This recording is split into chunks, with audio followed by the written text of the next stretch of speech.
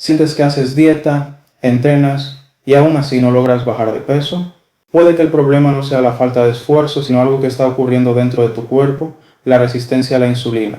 En este video vamos a ver qué es exactamente la resistencia a la insulina, cómo impacta en tu metabolismo, en tu peso y en tu salud en general. Y lo más importante, qué puedes hacer para revertirla, porque este problema es el punto de partida de muchas enfermedades. Nuestro cuerpo funciona en base a equilibrios. Equilibrio hormonal, equilibrio en la hidratación y sobre todo equilibrio en los niveles de azúcar en sangre.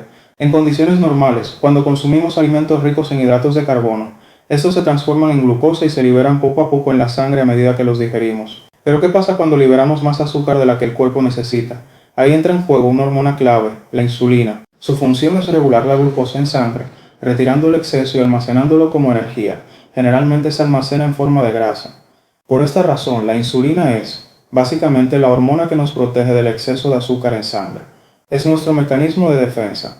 Evita que la glucosa se eleve por encima de los valores normales y en condiciones saludables mantiene la glucemia por debajo de aproximadamente 100 mg. Ahora bien, ¿por qué ves por todos lados la recomendación de reducir el consumo de hidratos de carbono? Ya sean dietas cetogénicas, dieta paleo, dieta mediterránea, veganismo. Prácticamente todos coinciden en algo: controlar el exceso de azúcar. Y esto tiene una explicación muy simple pero muy impactante. En una persona de peso promedio alrededor de 70-75 kilogramos, solo circulan unos 4 gramos de glucosa en sangre en un momento dado. Para que lo pongas en perspectiva, eso es aproximadamente una cucharadita de azúcar. Sin embargo, hoy en día, una persona promedio puede llegar a consumir más de 120 gramos de azúcar al día, es decir, más de 30 veces esa cantidad. Por eso esto debería importarte. Porque incluso si sientes que comes mejor que la mayoría, es muy probable que sigas consumiendo más azúcar de la que tu cuerpo realmente necesita, y ahí es donde empiezan los problemas metabólicos. Si conoces algo sobre la dieta cetogénica o sobre cómo el cuerpo utiliza la grasa como fuente de energía, entonces sabes que no necesitamos grandes cantidades de azúcar para funcionar correctamente. De hecho, el exceso de azúcar en sangre puede volverse perjudicial. Cuando consumimos más de lo que el cuerpo realmente necesita, aunque sean solo unos gramos por encima, el organismo debe activar mecanismos para manejar ese excedente. Por un lado, puede almacenar esa energía extra en forma de grasa, un proceso en el que la insulina juega un papel clave como mecanismo de defensa frente al exceso de glucosa.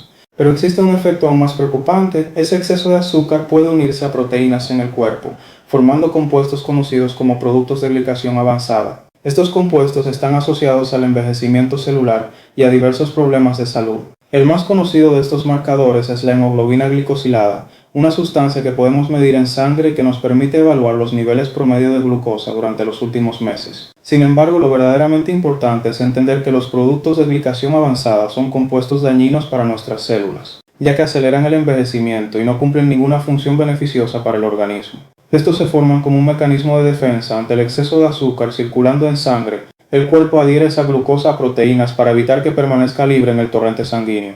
Cuando hay un exceso sostenido de azúcares, también aumenta la insulina con el objetivo de regular la glucemia. Después de consumir una comida rica en carbohidratos, especialmente si son simples o refinados, la glucosa en sangre se eleva rápidamente, lo que provoca una mayor liberación de insulina para compensarlo.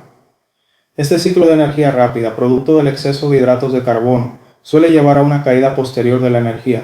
Como consecuencia, aparecen síntomas como antojos repentinos de azúcares refinados, fatiga, somnolencia después de comer y una sensación de hambre más frecuente.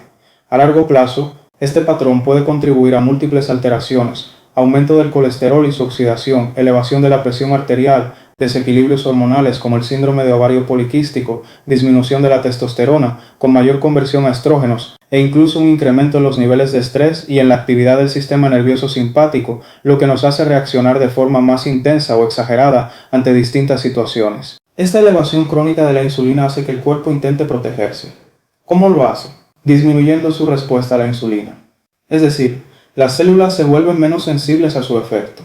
Este mecanismo en principio tiene buenas intenciones y sería útil si dejáramos de consumir hidratos de carbono refinados. Pero como no ocurre, con el tiempo se desarrolla un proceso conocido como resistencia a la insulina. En este escenario, el cuerpo responde reduciendo la eficacia de la insulina, mientras que el páncreas compensa produciendo cada vez más. Paradójicamente, cada vez que elevamos el azúcar en sangre por encima de los valores normales, la insulina favorece el almacenamiento de esa energía en forma de grasa. Esto incluye tanto grasa corporal como grasa visceral, que se acumula en órganos como el hígado y resulta especialmente perjudicial para la salud. Este mecanismo de ganancia de grasa es clave por dos razones. Por un lado, contribuye significativamente a la inflamación y al envejecimiento prematuro. Por otro, bloquea el uso de la grasa como fuente de energía. Es decir, si constantemente liberamos grandes cantidades de insulina, no solo almacenamos más grasa, sino que también impedimos que el cuerpo utilice las reservas que ya tiene. En lugar de quemarlas, sigue acumulando. A esto se suma un factor evolutivo. Nuestro organismo está diseñado para sobrevivir en entornos donde el alimento no siempre está disponible.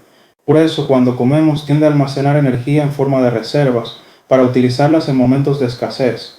El problema es que hoy vivimos en un entorno de abundancia constante, entonces ese mecanismo natural juega en nuestra contra. Almacenamos energía, pero rara vez la utilizamos. Por lo tanto, cuando combinamos un consumo elevado de azúcares con niveles altos de insulina, se crea un círculo vicioso.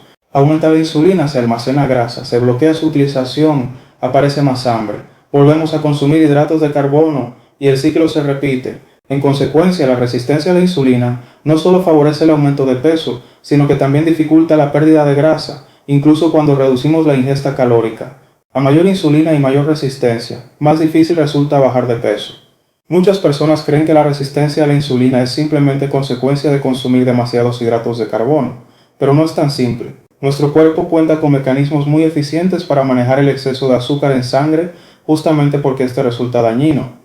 El problema aparece cuando esos mecanismos se ven alterados de forma crónica, dando lugar a la resistencia a la insulina. En cuanto a las causas, hay varios factores clave que debemos considerar. En primer lugar, los niveles elevados de grasa en sangre, especialmente los triglicéridos. Cuanto más altos son, más se dificulta que nuestras células respondan correctamente a la insulina. Esto tiene lógica. La insulina no solo permite que las células utilicen energía, sino que también favorece el almacenamiento de grasa. Si nuestras reservas ya están saturadas, el cuerpo tiende a bloquear ese proceso, reduciendo su sensibilidad a la insulina. Y la principal causa de tener triglicéridos elevados es el sobrepeso y la obesidad. En segundo lugar, la inflamación. Cuando acumulamos productos de glicación avanzada o generamos daño celular, se activa un estado inflamatorio en el organismo. Esta inflamación interfiere con el funcionamiento normal de la insulina, obligando al cuerpo a producir cada vez más, lo que perpetúa el círculo vicioso. En tercer lugar, el desequilibrio de la flora bacteriana microbiota. Hoy sabemos que la salud intestinal juega un papel fundamental en el metabolismo. No se trata simplemente de bacterias buenas y malas, sino de un ecosistema complejo formado por múltiples familias bacterianas. Cuando ese equilibrio se altera, pueden aparecer distintos problemas, dependiendo de qué grupos estén afectados. Por ejemplo, un exceso de ciertos grupos bacterianos como los Firmicutes y Actinobacteria, junto con una disminución de Bacteroidetes, se ha asociado con mayor riesgo de sobrepeso y resistencia a la insulina. Esto implica que dos personas pueden comer exactamente lo mismo, pero obtener resultados diferentes según el estado de su microbiota.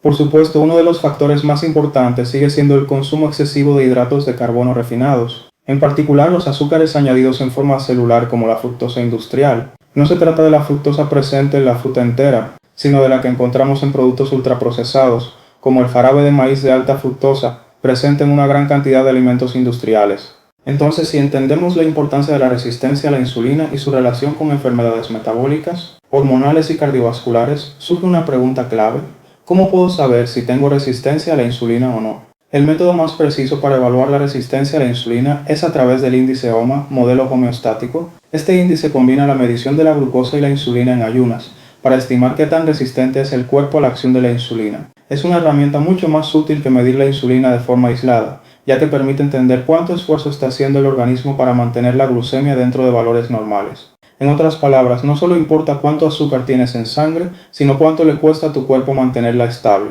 Si no tienes acceso a este índice, también puedes orientarte a través de ciertos signos y síntomas que sugieren resistencia a la insulina. Por ejemplo, acumulación de grasa principalmente en la zona abdominal, oscurecimiento de los pliegues de la piel, cansancio después de comer, presencia de hígado graso o dificultad para perder peso a pesar de intentarlo. Aunque no son diagnósticos por sí solos, estos indicadores pueden darte una idea bastante aproximada. Hoy en día se estima que una gran parte de la población adulta presenta algún grado de resistencia a la insulina, en gran medida debido al consumo elevado de alimentos ultraprocesados y azúcares refinados. La buena noticia es que los hábitos que ayudan a mejorar la sensibilidad a la insulina no solo previenen problemas metabólicos, sino que también benefician la salud general, incluso en personas que aún no presentan esta condición.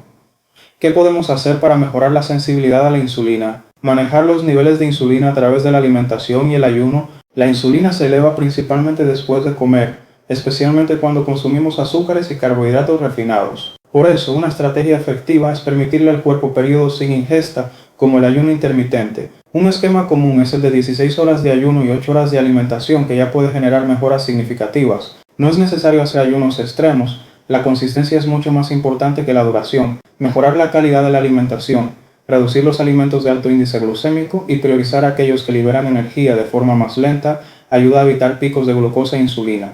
Además, favorecer la salud de la microbiota intestinal es clave. Esto se puede lograr incorporando alimentos ricos en fibra y compuestos prebióticos, así como alimentos fermentados que aportan probióticos. Un equilibrio adecuado de la microbiota se asocia con un mejor control del peso y una mayor sensibilidad a la insulina. Después, considerar la suplementación cuando sea necesario. Algunos suplementos pueden ser útiles como apoyo. Por ejemplo, fibras como la inulina pueden ayudar a ralentizar la absorción de azúcares, disminuyendo los picos de glucosa. También existen compuestos como el cromo, por ejemplo en su forma de picolinato, que se han estudiado por su posible efecto en mejorar la sensibilidad a la insulina. Algunos suplementos pueden ayudar a mejorar la sensibilidad a la insulina y a controlar la glucemia. Por ejemplo, el cromo en su forma de picolinato ha demostrado contribuir a la reducción de la hemoglobina glicosilada, un marcador que refleja el promedio de glucosa en sangre en los últimos meses.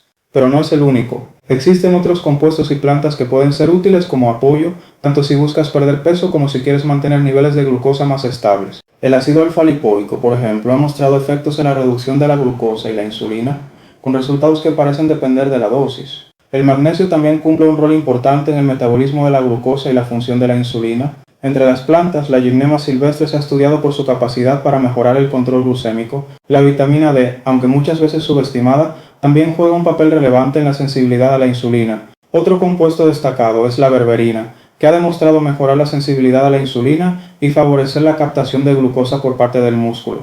Además, opciones más simples como la aloe vera o el uso regular de canela en la alimentación pueden aportar beneficios modestos en este sentido. Más allá de la suplementación, el estilo de vida es determinante. El sedentarismo favorece la resistencia a la insulina, mientras que el ejercicio físico, especialmente el entrenamiento por intervalos, puede ser muy eficaz para mejorarla. A nivel hormonal, también es clave entender el impacto del estrés. El cortisol elevado aumenta la glucosa en sangre y, en consecuencia, la insulina. Por eso, gestionar el estrés no es un detalle menor, sino una parte fundamental del proceso.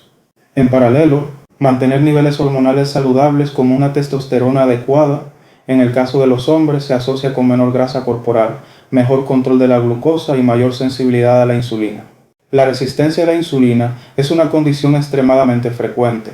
Puede afectar tu energía, tu estado de ánimo y aumentar el riesgo de múltiples enfermedades. La buena noticia es que mejorarla no requiere soluciones extremas, sino cambios consistentes en hábitos que en realidad ya deberíamos estar aplicando para cuidar nuestra salud. Si quieres mejorar tu físico de forma inteligente y con base científica, este contenido es para ti. Activa las notificaciones, suscríbete al canal y compártelo con ese amigo o compañero de entrenamiento que también quiere llevar su cuerpo al siguiente nivel. Dale ahora a suscribirse y forma parte del cambio.